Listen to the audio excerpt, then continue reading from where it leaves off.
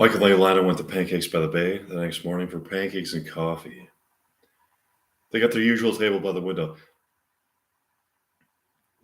What do you think about what we saw yesterday? Certainly was intriguing.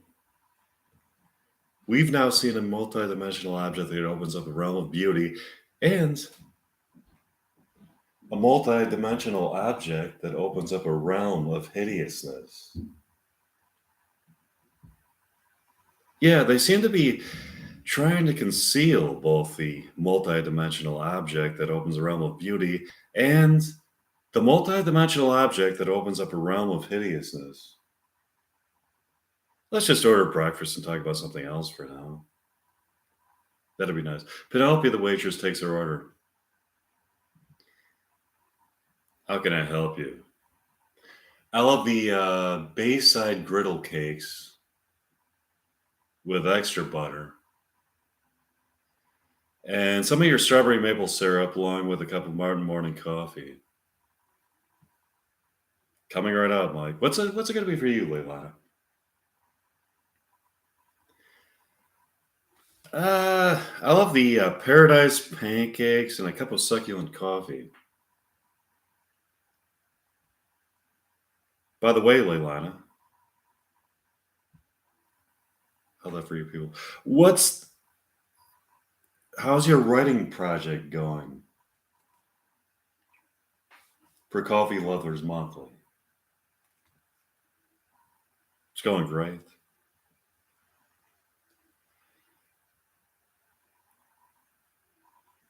Find that they have the ability to write about coffee in a poetic way that expresses the way coffee is not only a beverage that brings an exquisite taste sensation to my mouth, but also connects my soul to the eternal realm of pleasure that transcends this earthly plane of existence.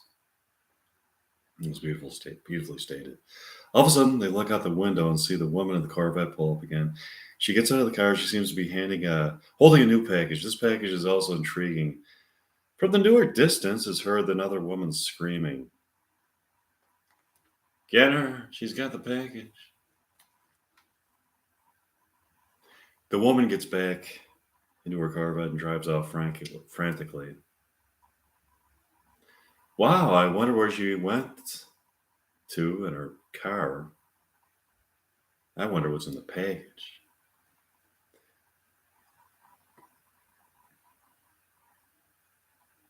They have secret plans drawn up by aliens interested in taking over planet Earth. I'm sure we'll find out soon. Would you like to go back to my condominium and practice more William Shakespeare dialogue? Sure. Mike and Leilani went back to Mike's condominium to practice more William Shakespeare dialogue. Um, Mike and Leilani got up early the next morning, went to Pancake by the Bay for breakfast and coffee. They got their usual table.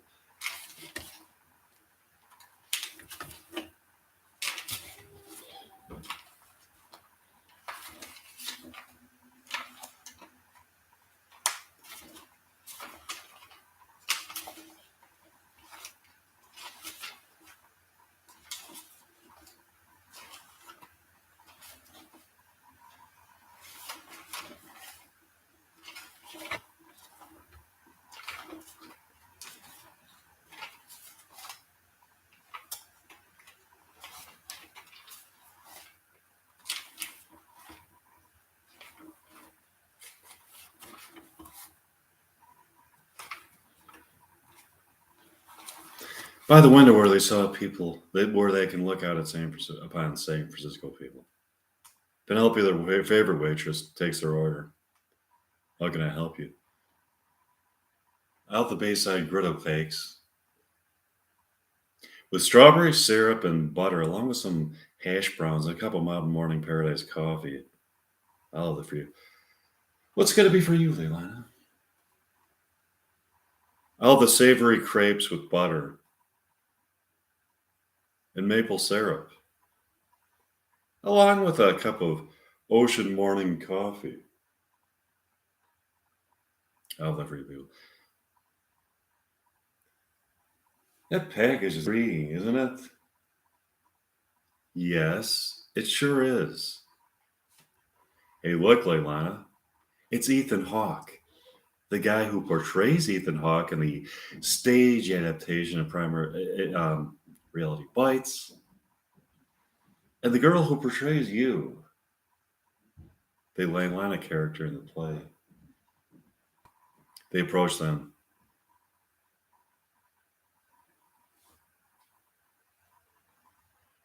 Stay the fuck away from my woman, Charlie. She's my woman now, Ethan. I'm sorry, Ethan. You want to. Charlie is the guy who portrays me in the stage adaptation of Reality Bites. And I'm the real Ethan Hawke. I brought the character Troy Dyer in archetypal existence in Reality Bites. Archetype that you've created, but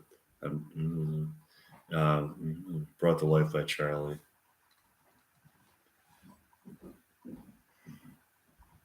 Sorry, Ethan. I get Sheila.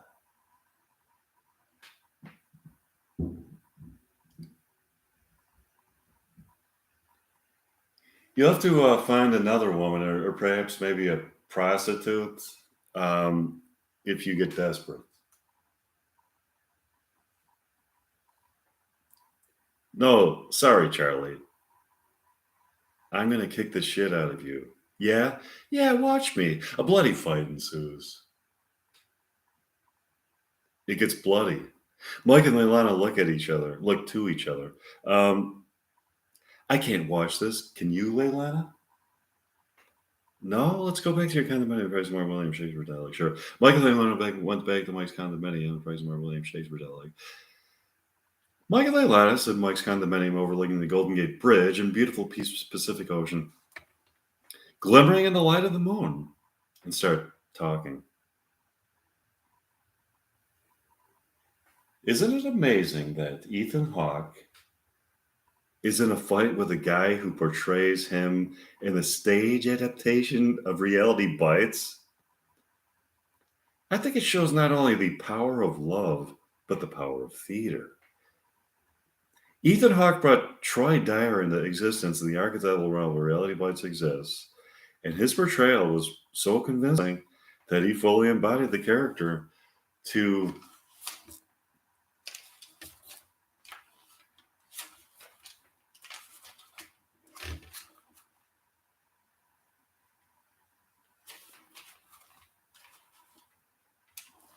the extent that he exists in such a real way that the woman Sheila, who portrays Leilana Pierce, is more in love with Charlie, the guy who portrays Troy Dyer in the stage adaptation of Reality Bites, because Charlie has brought to the tangible world the character that Ethan Hawke put into archetypal existence. That shows the power of theater. The power of love is manifest in the passionate fight that Charlie Tamlinson and Ethan Hawke are engaged in over Sheila Henderson, the woman who portrays Leilana Pierce in the stage adaptation of Reality Bites. Yeah, that's far out. Hey, look, Mike, do you see that? By the Golden Gate Bridge? Yeah. Yeah, I see it. It looks like Ethan Hawke and Sheila Henderson kissing. I thought Sheila Henderson wanted Charlie Tamlinson. What is she doing with Ethan Hawke? I just thought of something. Do you think that maybe Sheila Henderson is in love with Troy Dyer, the character who portrayed the character, the character, character portrayed by both Ethan Hawke and Charlie Tamlinson, and whoever successfully brings Troy Dyer into real life is the guy that Sheila Henderson is going to choose. That's an interesting speculation, and perhaps correct. All of a sudden, Charlie Tamlinson wanders on by Ethan Hawke and Sheila Henderson. Another bloody fight ensues. This is really awful. We have got to try to intervene in the situation and stop the fighting.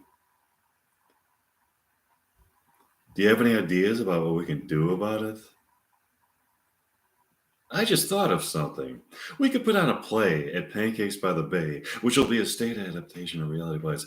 This play will run for several weeks as a competition between Ethan Hawke and Charlotte Hamilton to see who brings Troy Dyer into tangible existence. The play will be performed twice a night for several months, at the end of which the winner is chosen by Sheila Henderson. Whoever wins gets Sheila Henderson.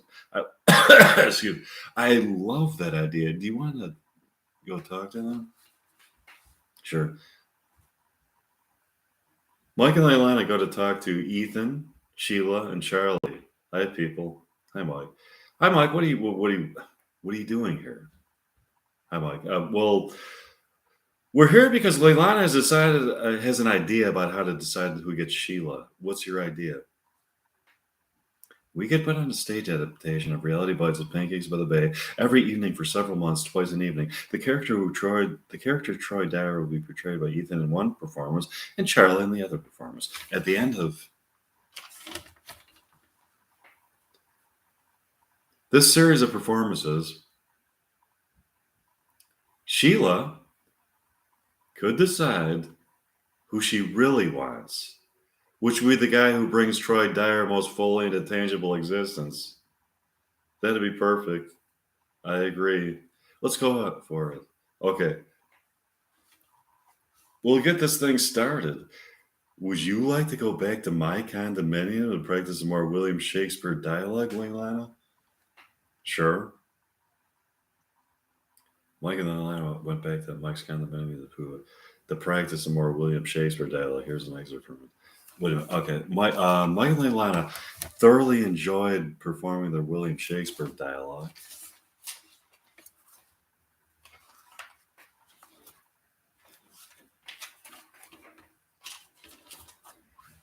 And talked into the evening.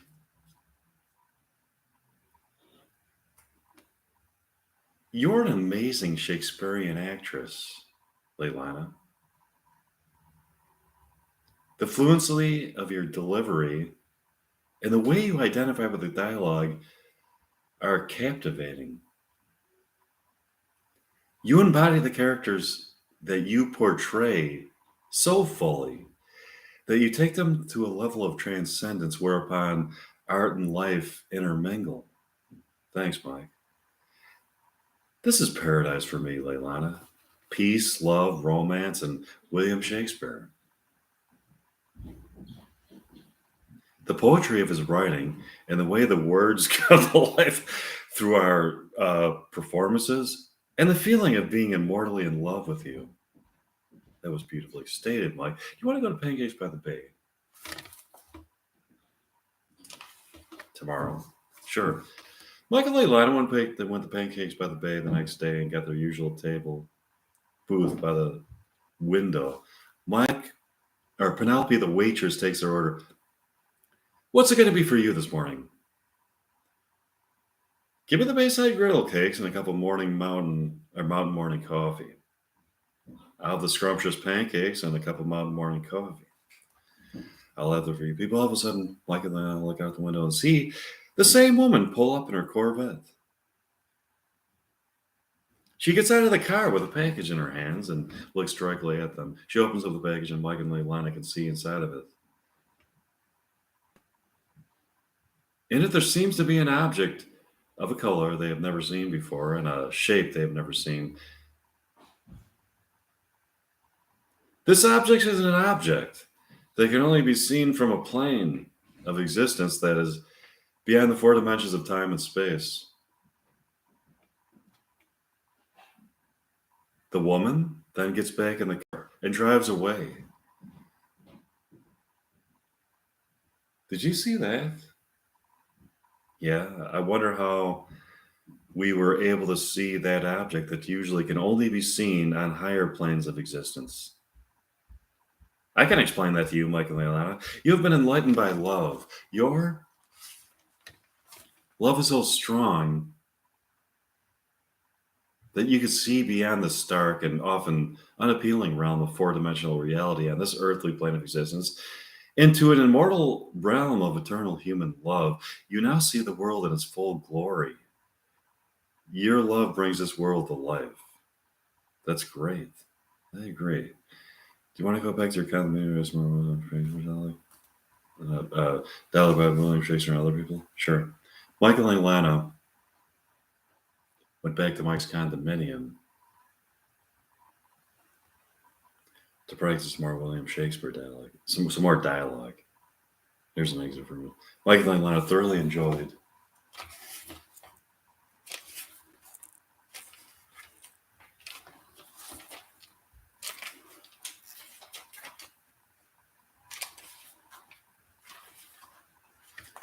their performances of William Shakespeare and other people's dialogue and talking in the evening. Would you like a beer, Leilana? Sure. What do you have? I have some Anchor Steam California Lager. Awesome. Mike goes to the refrigerator to get them a beer. What do you think about when you are here all alone? I look at the Golden Gate Bridge and see lovers hand in hand, and then look up at the sky. I have a telescope that brings into focus distant planets, but you can only see them as light images. That's only a view of planets in our galaxy. I then think about planets in other galaxies and the possibility of intelligent life on other planets. We haven't found intelligent life in our galaxy so far. There may have been intelligent life in our galaxy and on other planets eons ago. I then wonder if there was intelligent life on other planets, what kind of society they would have had. I wonder if it is possible that there was ever a kind of utopian society anywhere in the universe where life was or is a blissful dance of unmitigated pleasure and romance.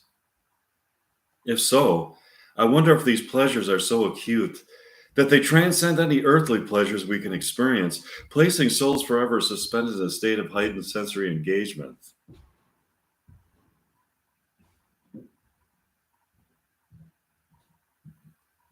It would be similar to that feeling you get when you first fall deeply in love with another person and your world is suddenly raised to a higher plateau. That feeling would be intensified there and would be something you would feel eternally with your lover. That'd be so beautiful. Do you want to go to Pancakes by the Bay for breakfast tomorrow? Sure. Michael and I went to Pancakes by the Bay for breakfast and coffee. The next morning, and got their usual table by the window. Penelope took their order. What do you people want? I'll have the Bayside griddle cakes and a cup of Mountain Morning coffee. Great. What's it going to be for you, Leilana? Give me the Bayside crepes and a cup of Mountain Morning coffee. I get that for you people. They're looking out of the window when all of a sudden the same woman with the Corvette pulls up. She's holding a package. She looks right at them from inside of the car. Another woman gets out of the car and walks into the restaurant. She looks at them directly sitting at the table.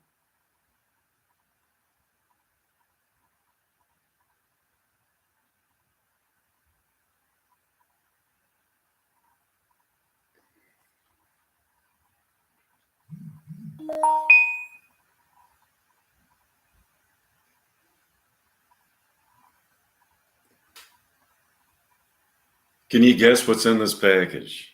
She then saunters out of the restaurant, keeping her head in the same position, staring at them the whole way to the car.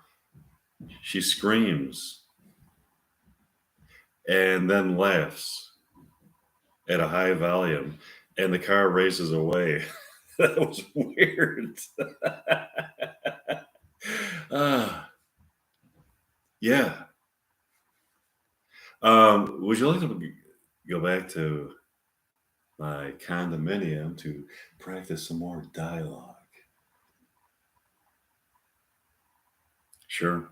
Michael and Lana went to Mike's condominium to practice some more dialogue. Here's the next one.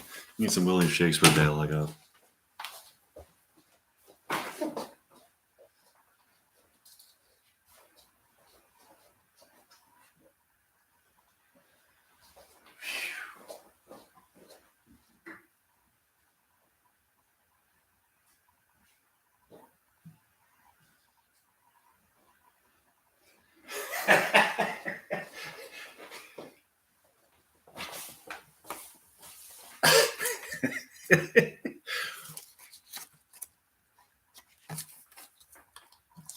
Okay, I'm gonna do I'm gonna perform Romeo and Juliet.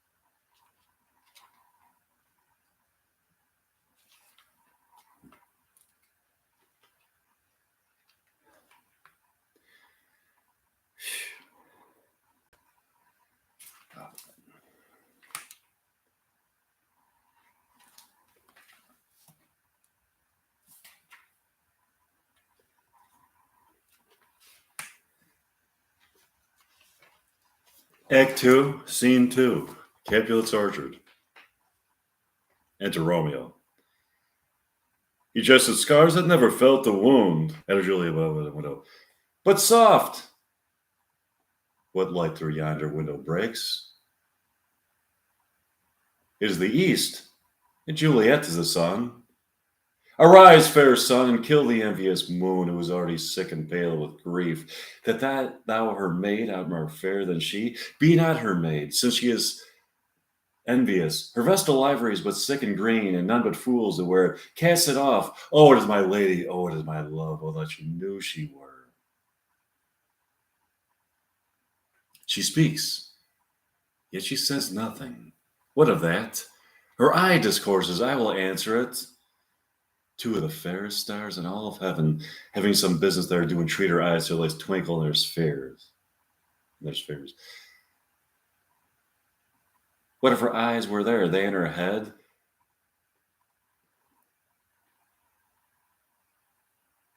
The brightness of her cheek would shame those stars as daylight doth a lamp. Her eyes in heaven would through the airy region stream so bright that birds would sing and think it were not night. See how she leans her cheek upon that hand? Oh, that I were a glove upon that hand, that I might touch that cheek. I mean, she speaks, so speak again, bright angel, for thou art as glorious to this night, being over my head, as is a winged messenger of heaven unto the white upturned wondering eyes of mortals that fall back to gaze on him, when he bestrides the lazy pacing clouds and sails upon the bosom of the air. O Romeo! Romeo, wherefore art thou Romeo? Deny thy father and refuse thy name, for thou wilt not be sworn by love, and I'll no longer be a Capulet. Shall I hear more, shall I speak at this? 'Tis but my name by the tis but thy name that is my enemy. Thou art thyself, the not a man take. What's a man take? It is nor hand, nor foot, nor arm, nor face, nor any other part belonging to a man. Albeit others some other name. What's in a name? That which you call a rose by any other name would smell as sweet. So Romeo would, were he Romeo called, or were he not Romeo called, retain the dear perfection which he owes without the title. Romeo doth it.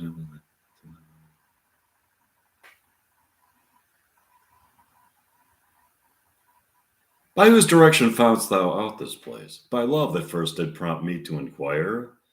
He let me counsel, and I lent him eyes. I am no pilot. Yet were thou as far as that fast shore with the farthest sea I should venture for such merchandise.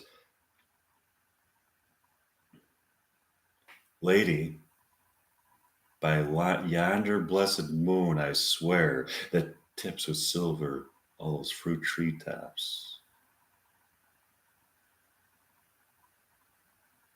Oh, swear not by the moon, the inconstant moon, that monthly changes in her circled orb, lest that thy love prove likewise variable.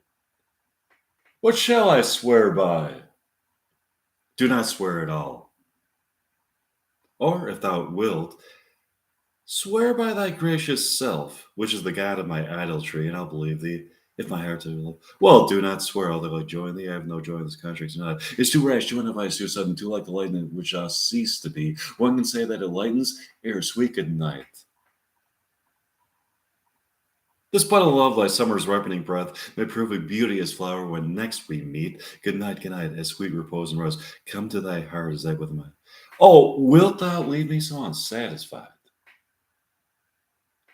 What satisfaction canst thou have tonight?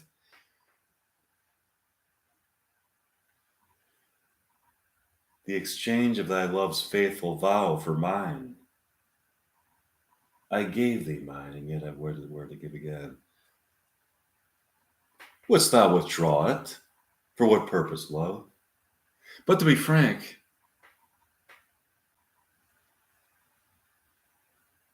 and give it thee again, and yet I wish for the thing I have. My bounty is as boundless as the sea. My love is deep.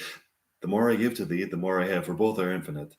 I hear some noise within, dear love, sweet do. Anon, good nurse, sweet Montague, be sure to save it all.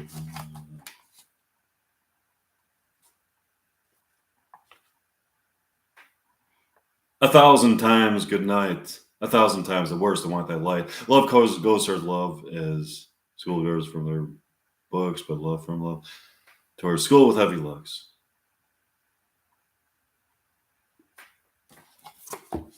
Hissed, Romeo hissed. Oh, for a Faulkner's voice, to lure this tassel gentle back again. Bondage is hoarse, it may not speak aloud, else would I tear the cave where echo lies, and make her airy tongue more hoarse than mine, with repetition. It is my soul that calls upon my name. How silver sweet sound lovers' tongues by night, like softest music to attending ears. Romeo, my dear, at what o'clock tomorrow shall I send to thee? By the hour of 9. I will not fail. 'Tis 20 years till then. I have forgot why I did call thee back. Let me stand here till thou remember it. I shall forget to have thee still stand there, remembering how I love thy company, and I'll still stay, to have thee still forgetting how to name home with this. 'Tis almost morning.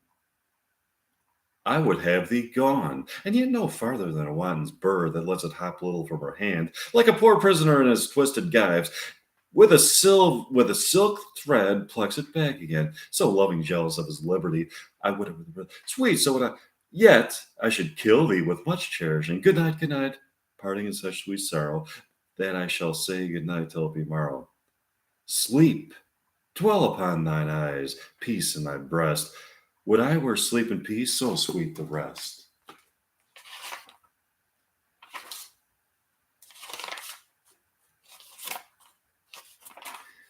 Okay, let's go to the end of the play.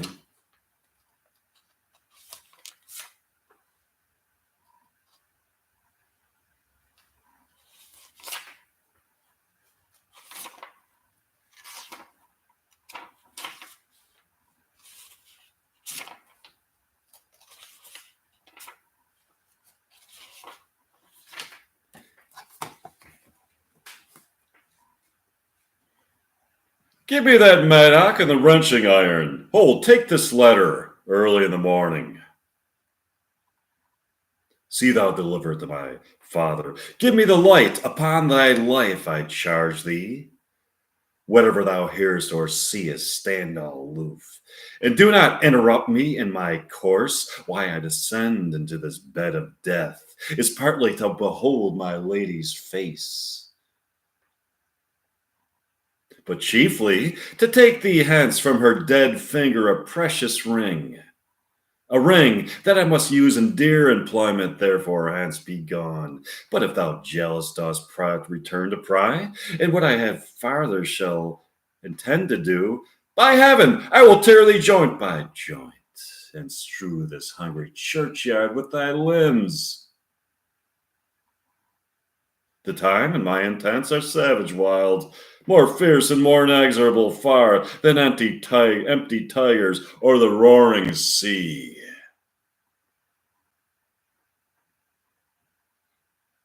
I will be gone and not trouble thee.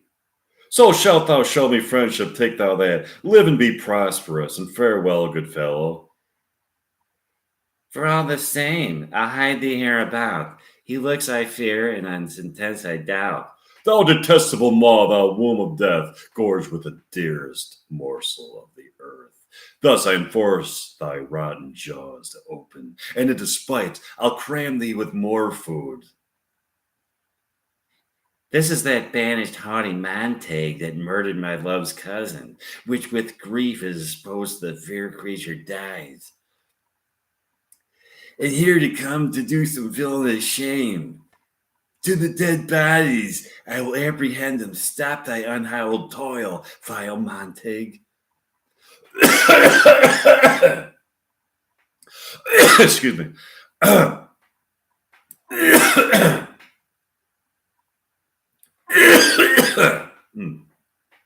Okay.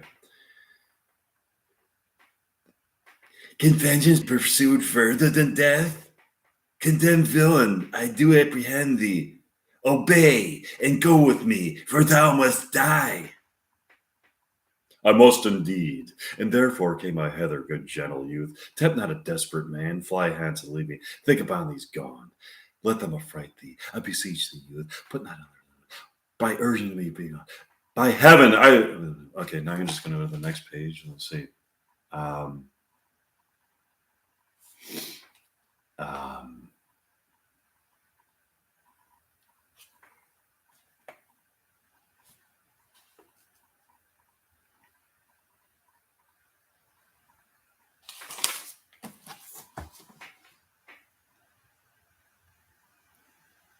okay. This letter doth good. This letter doth make good the friar's words. Their course of love, the tidings of her death. And here he writes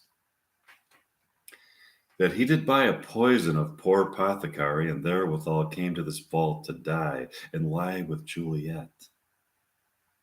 Where be these enemies, Capulet, Montag? See what a scourge is laid upon your hate, that heaven finds means to kill your joys with love, and I, for winking at your discords too, have lost a brace of kinsmen, all are punished. Oh, Montag, this is my daughter's jointure, for no more can I demand. For I will raise her statue in pure gold, that whiles Verona by that name is known. There shall no figure at such rate be set as that of true and faithful Juliet. As rich shall Romeo by his ladies lie, poor sacrifices of our enmity. A gloaming peace this morning with it brings. The sun for sorrow will not show his head. Go hence and have more talk of these sad things. Some shall be pardoned, and some punished. For never was a story of more woe than this of Juliet and Romeo.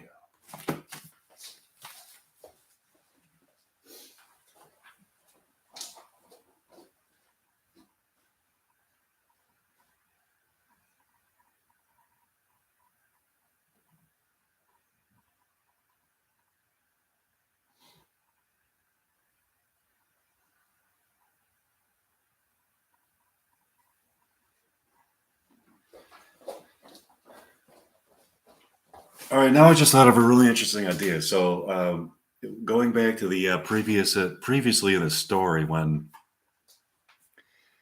Mike and Leilani were in Mike's condominium, and they were actually talking. They're talking about like they were talking about. Leilani asks Mike, what does he think about when he looks out of the window at the Bay Bridge and he looks up at the sky and everything at night, and what kind of thoughts go through his mind?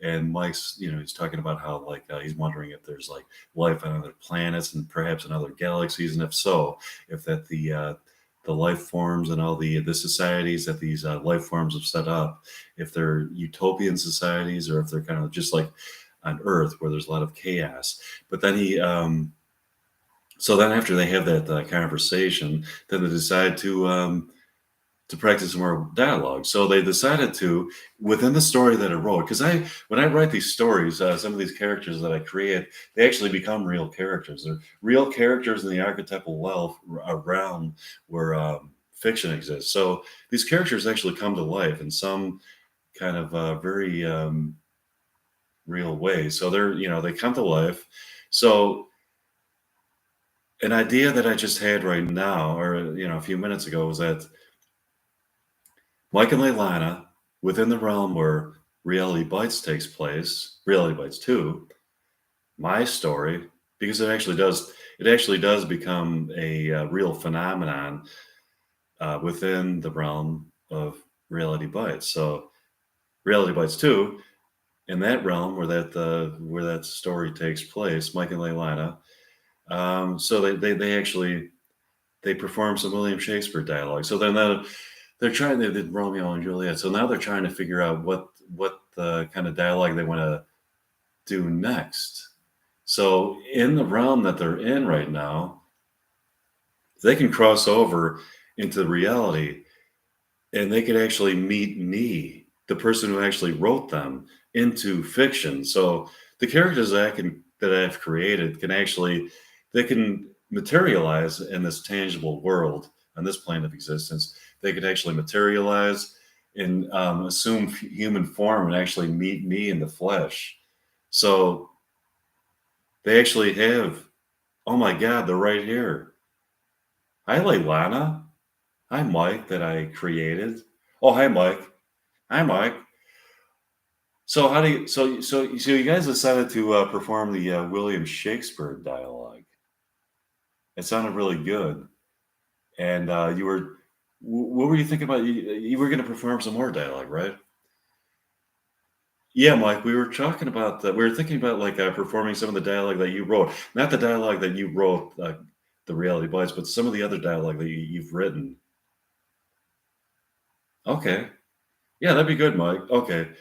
All right, why don't you go back into the realm where Reality Bites exists, and then I'll here take this notebook with you.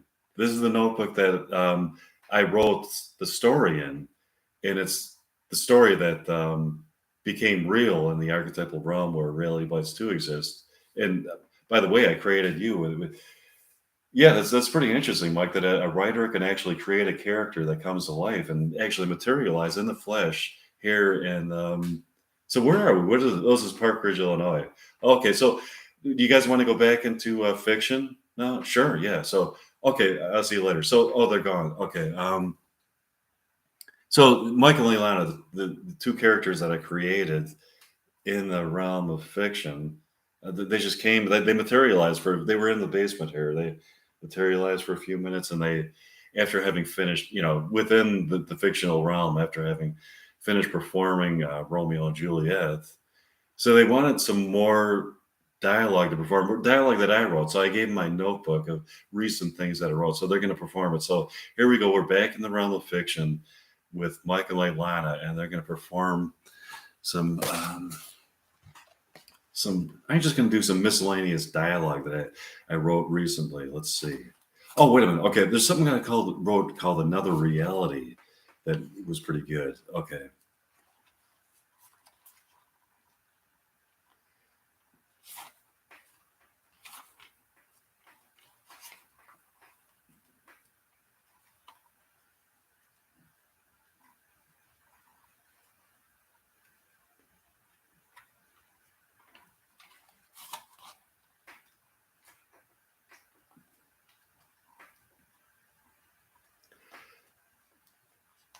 Okay, Another Reality.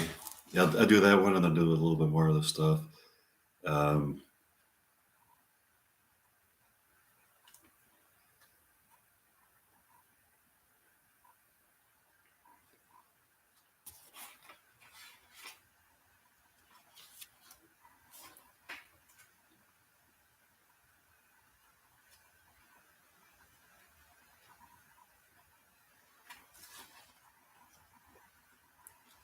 where is it?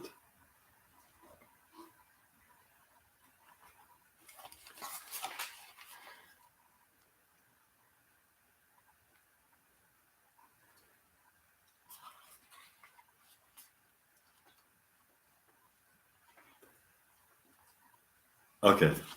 Oh, no, that's Another Reality continued. Where's the Another Reality?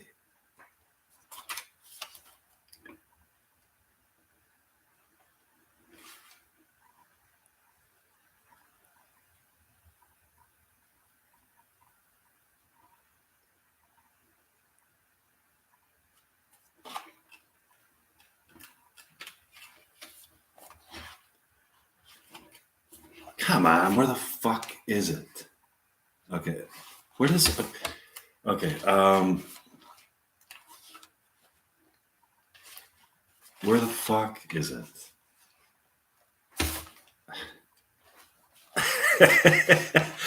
Okay,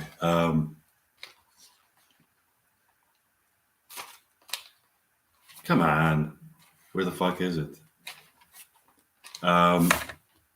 Another really. Oh wait, did I start that? It's in the other notebook. Oh my god! Wait a minute, where? No, I thought I started in this notebook.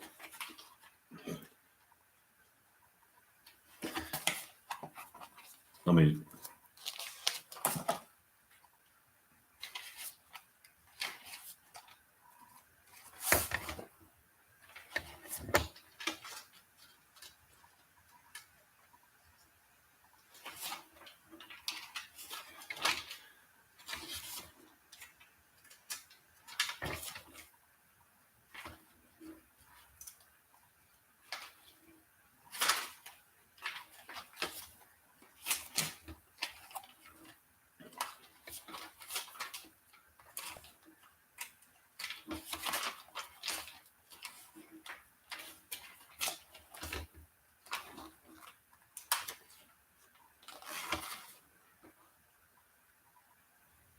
Must be another notebook.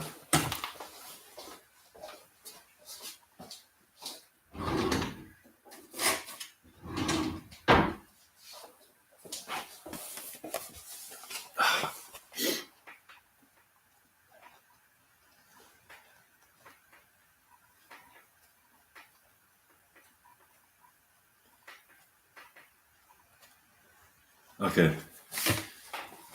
Perception, born out of matter, gives a human form the illusion of existential truths. This is what is known as reality. The truth is, reality exists in an infinite expanse of permutations. Welcome to another reality. Hugh and his wife Sheila are a happy couple living in a beach house along the coast of Northern California near Atherton, which is an affluent town near San Francisco. He was an environmental consultant, coordinating with some of the country's top scientists in an effort to save the environment from such threats as drought and forest fires. Sheila is an architect. She designed the community.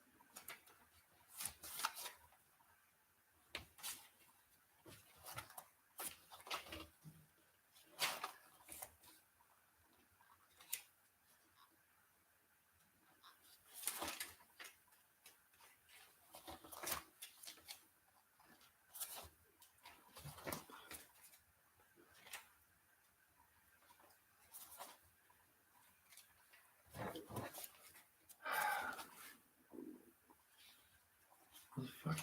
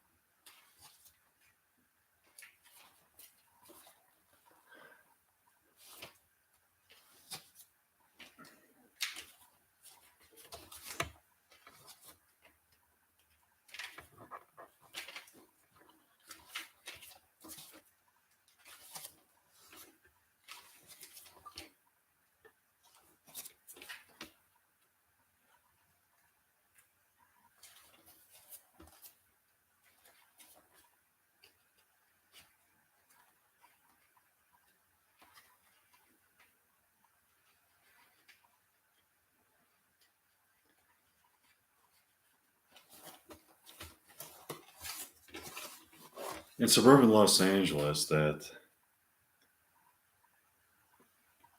have an aesthetic beauty to them, and both their positioning and the innovation of the complex shapes that she has found by pondering higher dimensional forms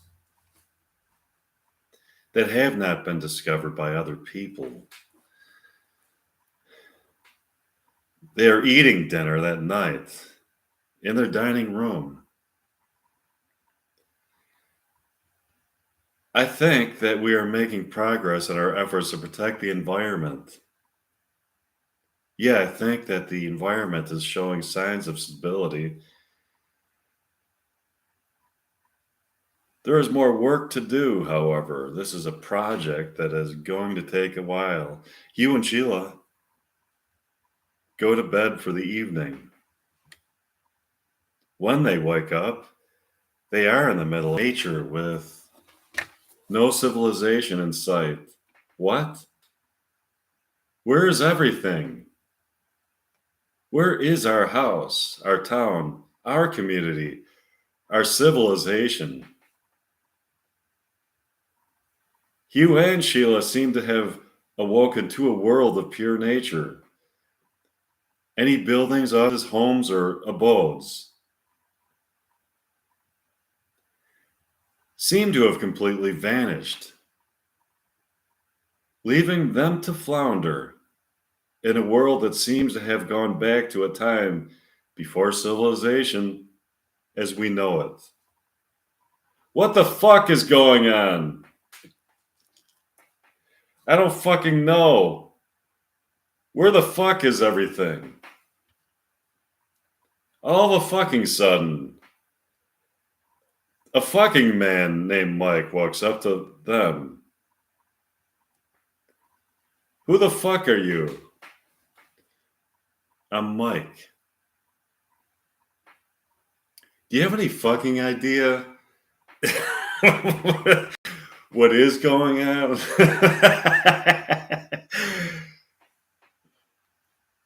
Where the fuck are the buildings? Where the fuck is my car? What the fuck happened to civilization?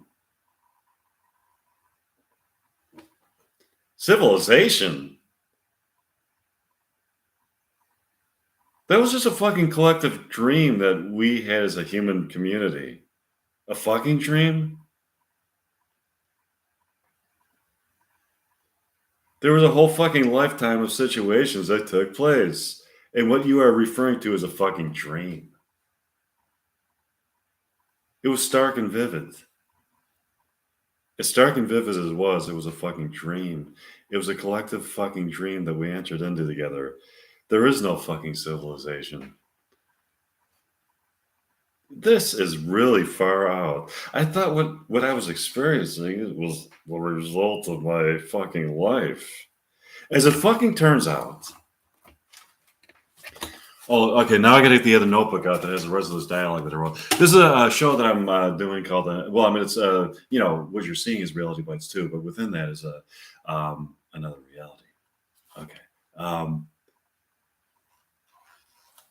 It was only a dream. Yes, you. You fucking heard me correctly. Whatever you fucking experienced as a fucking lifetime of events and interactions was a collective dream that we were a part of. Take a fucking look around you. This is your fucking reality. We are fucking entrenched in fucking nature. All of a fucking sudden, in the fucking distance, is seen a fucking woman named Penelope. She approaches them. She is tall with dark fucking flowing hair. And fucking beautiful green eyes.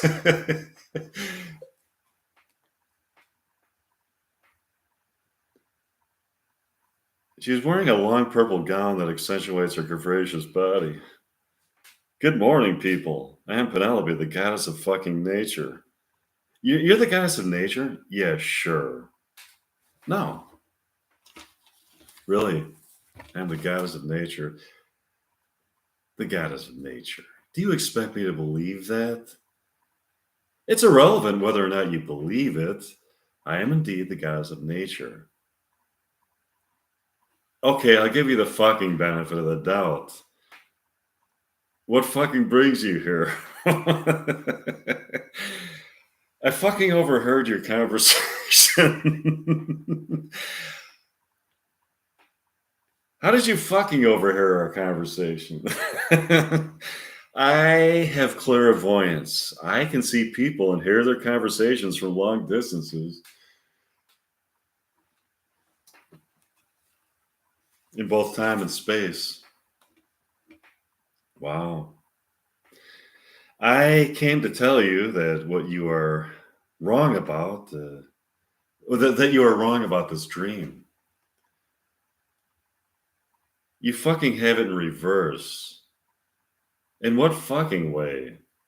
We are all in a collective dream right now. The real reality is a realm that you initially thought you were in. It is the reality of cars, buildings, urban development, and the modern civilization that you saw. No, Penelope, I don't agree with you. This is the reality. That was a collective dream. This reality that you see before you of nature and trees is the real reality. I fucking disagree. I fucking disagree with you. This is fucking fascinating.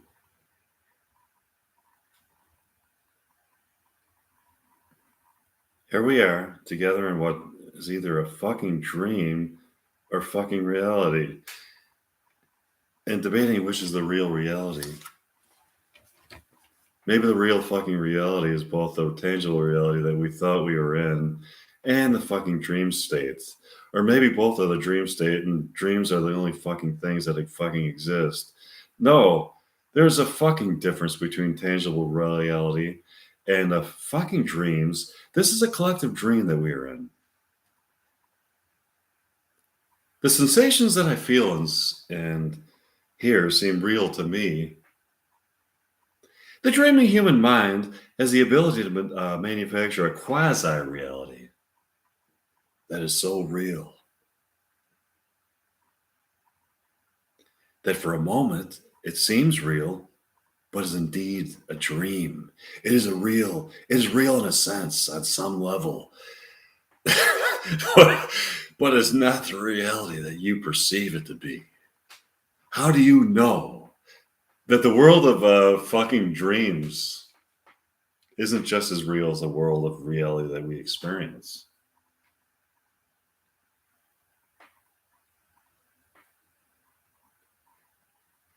I didn't fucking say that it wasn't fucking real.